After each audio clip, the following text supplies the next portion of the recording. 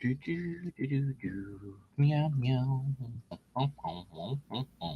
Up, up, up, do, do, do. Be, do, da, da, da, da, do, do, do, do, do, do. Oh, deconverted man here. Oh, sorry, I didn't see you enter the video live segment thing there. Hi, how you doing? Have a seat, or maybe continue standing or lying down or whatever you're doing. If you're driving, you might want to get to the side of the road so that you can hear my wonderful voice and pay attention, and that way you're being safe. And be safe, not sorry. Drive safe. Don't watch and drive is what I'm trying to say, or listen and drive, because it might distract you as you attempt to face palm. And if you're face palming while driving, and you can't see the road, and that's really dangerous, and I don't want to put you at risk. So I'm very concerned. So pull off onto the side of the road if it's safe to do so. If it's not safe to do so, don't watch my stuff while you're driving. And if you do that, then, well, I'm telling you not to do it. So don't even try to do it. I'm not going to tell you how to do it in a safe way because I don't know. Anyways, okay, all that aside, not sure why I went off on that tangent, but here we are into the evidence for the existence of God by cold case Christianity. Oh yeah. And by evidence, of course, they mean bad arguments. Now they've already spent 3 minutes and 54 seconds saying absolutely nothing that is even close to evidence. But they did say something here that I wanted to explain to anybody that might be watching this video, because they get it wrong and other apologists have gotten it wrong so many times, and I want to demonstrate and explain why. So first, I have to play the clip where he talks, and then I'm going to stop it. I'm not responding to the whole video, so this isn't going to be an hour's worth of content, probably. Here we go. Okay. Expansion event. We have a sense of something called the philosophy of infinite regress, which basically demonstrates it's impossible to have an infinite set of sequential events in the past. And basically, how I try to explain it is this way: if you're on a racetrack trying out for a law enforcement agency, I ask you to do a PT test. I want you to run 100 yards in a certain amount of time. And I put you on that track and I point down that track to that 100-yard line. And I say, I want you to run that 100-yard line. But every time, just before I pull the starter's pistol, I tell you to move your blocks back 6 inches. And you get all set up again. You're ready to go again. But just before I pull that trigger, move your blocks back 6 inches. If I never let you start, I keep on moving your blocks back 6 inches. Will you ever get to the finish line? No, because I won't let you start. It turns out the finish line in time is today. I can't get to today unless there's a beginning of time. Right. All right. So there you have it. That's his statement. Does he clarify it? A starting line from which I can run to get to this point. So even without the scientific evidence, the observational evidence of looking at an expanding universe, which we see from redshift. Okay. No, he doesn't. That's his analogy. Okay. And he doesn't clarify it further. He does clarify that he doesn't understand how time works. But that's fine. We're going to leave all that problems on the table and just explore, if there is infinite time, what that would mean. And he says that he does two metaphors. Well, he does one metaphor of you being on a track and never, he keeps moving the thing backwards and never lets you start moving. And that's, in that scenario, well, no, you would never get anywhere except for backwards, which means either you're going to run out of track unless the track is circular, at which point you get back to where you started from. So you are moving, you're just moving in reverse at that point. Anyways, a better analogy might be that let's have the racer start moving, but that the racetrack is also moving. The racetrack here is going to symbolize time, and the racer is also going to symbolize time, which is weird, but go with me. So to explain a bit more, I'm going to use my favorite program, MS Paint. All right, here we go. So we've seen the we've got time up here in the left-hand corner. This is what I'm using for time. Okay.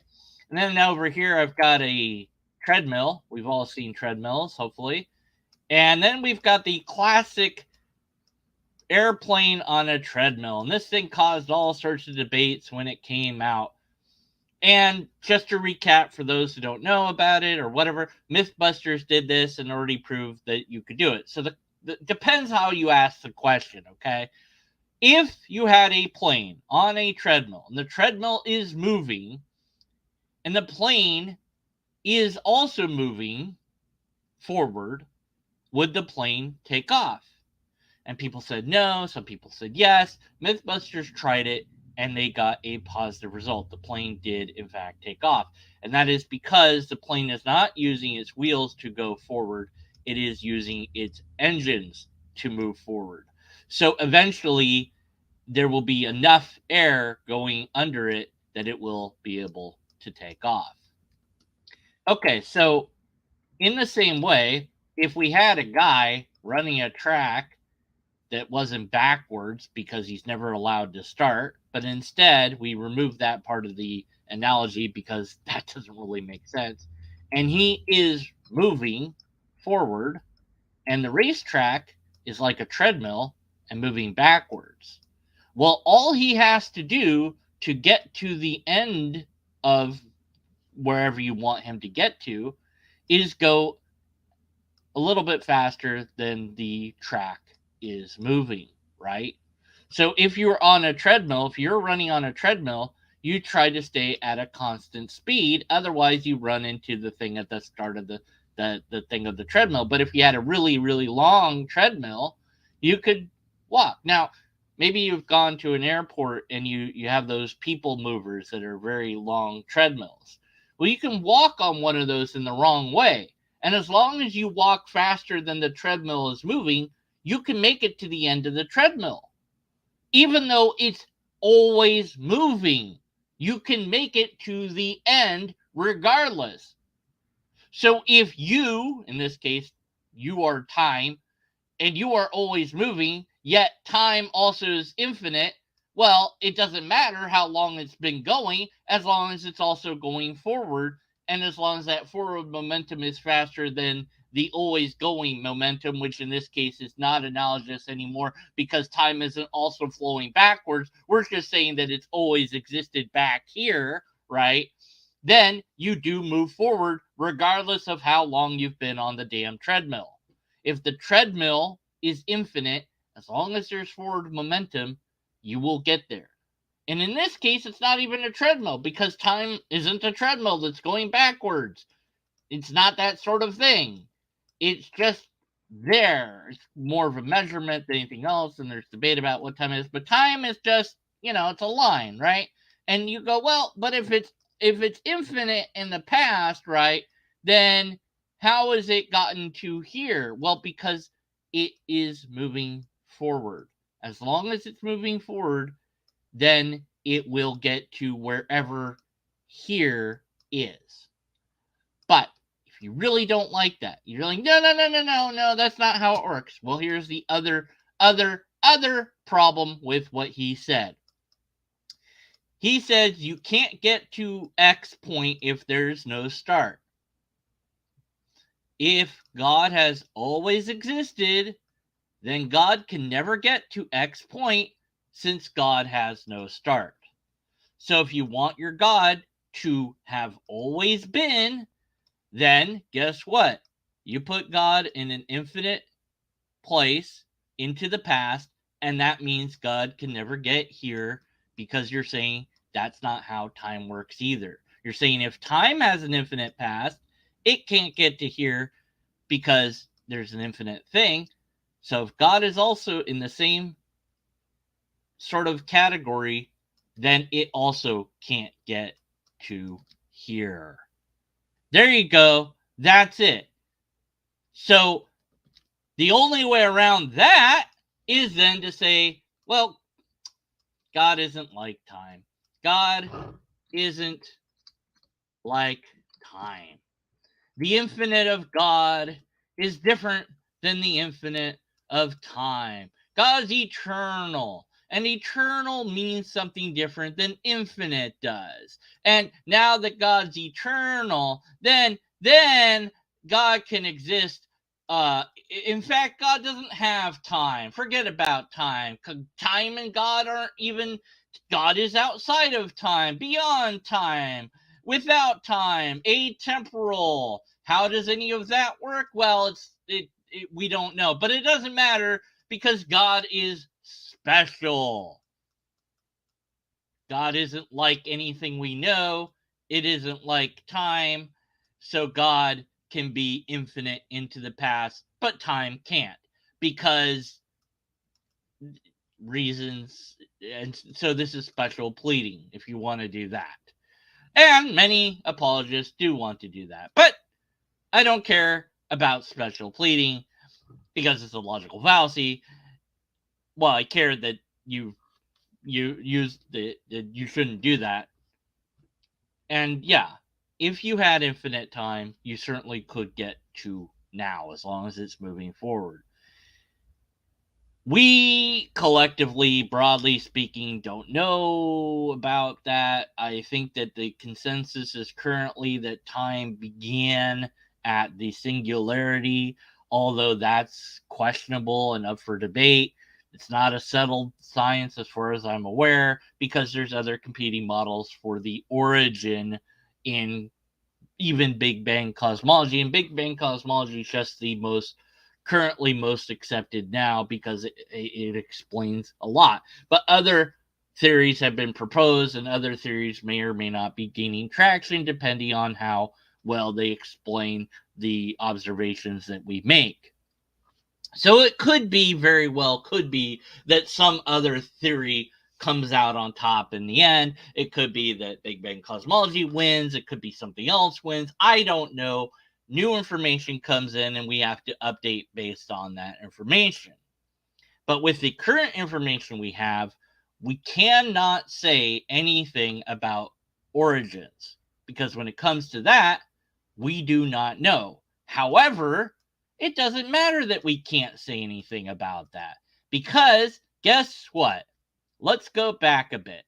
Check out what they say. I got to find it here, but culture where everything has to be done in 140 characters, or we can have confidence in this. Gospels are a form of at least original. Okay, let me find it. Just a moment here. Let's see. And he talks about the testimony, blah blah blah, which is a direct testimony. It's hearsay. Let's see. Let's see. Okay, let's see. I'm trying to find it. I know. It's horrible. Circumstantial case. Yeah, well, it's not even a circumstantial case. Okay, the standard cosmological model. Okay, here it is. What is called the standard cosmological model. It's a model that says that everything came into existence from nothing at a fixed point. Okay, let's replay that. That has a beginning. That is the overwhelming. Lots of other things are driving that. So I typically will be more modest in my entry by saying, hey, I'm going to provide for you the evidence that was persuasive for me. And for me, there was a very persuasive circumstantial case that supported God's existence. I mean, I think the evidence from science dictates that we really do live in a universe that has a beginning. That is the overwhelming consensus of what is called the standard cosmological model. It's a model that says that everything came into existence from nothing at a fixed point. Okay, so he says the standard cosmological model says that everything came to existence from nothing. All right. Does it? I'd love to see the citation of that. Now, where could one find the standard cosmological model? I don't know. He doesn't give any citations for anything, right? Of course not.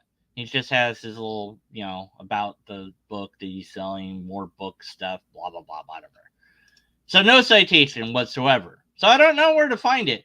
Well, I could Google it. Here's what I get from Google. Okay, so, I get Wikipedia. Wikipedia is, it's a starting spot, maybe. So here's the Lambda CDM model.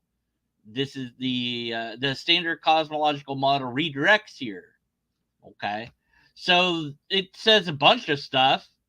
So where we're looking for the word nothing, though, um, huh? That word appears 0 times here. Okay, begin. No, begin. Okay, well, come on now. Surely, okay, you've got the letter B, G. No, nope. Okay, starts. No. Let's see. Nothing. Nowhere. No, it doesn't. No, that doesn't show up. Okay. Well, maybe it's hidden on here somewhere. Let's see. Oh my God, it's got a lot of words. Let's see. Does it talk about origin? Origin. Where does it come from? Let's see. Man, I'm not seeing where it says begins. No, start. Stars. Started. Okay, here we go. The universe started in a hot, dense state. Wait, but where does it say the cosmic microwave background had? Okay, but where does it say it's nothing? Where does it say that nothing was before that? Where does it say that? It's not here. Where does it say it? I don't know. I'm not finding it here. But, maybe I didn't Google hard enough. Standard cosmological model, Wikipedia, not that good. Not that good. Okay. So, scholarly articles. Well, that requires really in-depth reading that I don't have time for. And I don't. Standard cosmology called into question.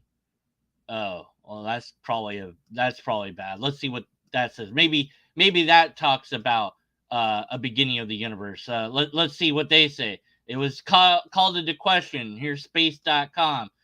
Standard model of cosmology called into question by new measurements. So this is that thing. Let's see. Hubble constant. Right. To see. Let's see. Researchers. Let's see, nothing. None, 0, nowhere, no, begin. No, man. Okay, so standard cosmological starts with nothing. Let's see if we can get that. Yeah, let's do that. All right. Okay, we're getting somewhere. Stanford Okay. All right, so this is from SeriousScience.org. Let's see. Okay, all right. Okay, let's start with fuse basic observations, blah, blah, blah. Right. Where's nothing? Come on. Nothing. All right, here. It said I found nothing. Those protests have been doing more or less nothing except travel toward. No, that doesn't say that it began from nothing. That's the only time it says nothing. Come on, 0. Like, begin. Like, the beginning of the universe. Okay. So wait, what does it say? Let's think about the consequences of expanding universe. We run time backwards. Everything will be close. Get hotter, and we run backwards far enough. There's a point with all the constants of the universe are sitting on top of each other. They have 0 separation. That event took place about 13.8 billion years ago and represents the beginning of the universe as we understand it. So that's not nothing then. That's not nothing. God damn it, where's nothing? Starts with nothing. Scientists have said this apparently. Is God real? Wait a minute. This is from Cold Case Christianity. Huh. It says scientists believe the universe came into existence from nothing. Interesting. That's the only website that said that so far. I wonder if that is the problem. When your only citation is yourself and not anything from science, I think you've got a problem. No scientist has ever said that, at least in peer-reviewed publications. If they have, show it to me. If there's anything that says what you said that isn't your own bullshit, cite that. You have no citations. Your case is closed. So, no, we don't know if it came from nothing. We don't have any idea. Seems like the consensus is it was all one big dot of stuff. That's not nothing. So you're wrong. There you go. Not surprising, though, is it? Anyways, that's all I got for you now, I guess. Told you it wasn't going to be an hour. So I was honest with you. Thanks for watching. I'll be back if I find anything else to complain about today. Well, maybe not. I don't know. Maybe tomorrow. I'll be back at some point. Relative to when, ever. If I've been going forever, then I couldn't have gotten to this point. Wait, but I did get to this point, even though I've been going. Wait, I haven't been going forever. Oh, so then God also couldn't be going forever, because then it wouldn't get to this point. Oh no, God's special. Right, sure it is. How convenient. Press F to doubt. Be sure to dislike the original video and tell them that they're wrong and to check out my video, which I'm sure nobody will. That's on their side. But you did, so that's good. See you next time. By see you, I mean, I won't, I'll see your names, and then just do that. That's a thing. And then, all right. Lobsters.